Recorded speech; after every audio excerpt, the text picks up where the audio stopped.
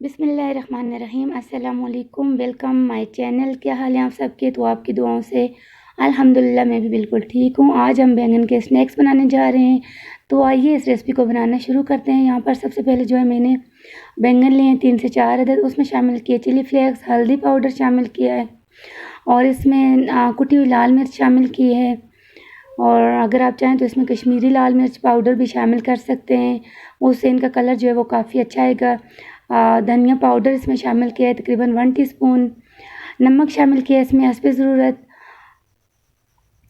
और इसमें शामिल किया है 1 अदद अंडा।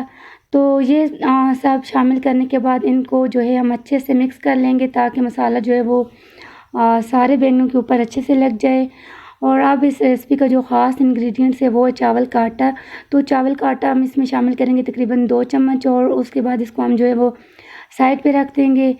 तो यहाँ पर हमने जो है वो कढ़ाई में ऑयल डाल दिया। ऑयल जब हमारा गर्म हो जाएगा तो हम इन स्नैक्स को जो है तलना शुरू कर देंगे।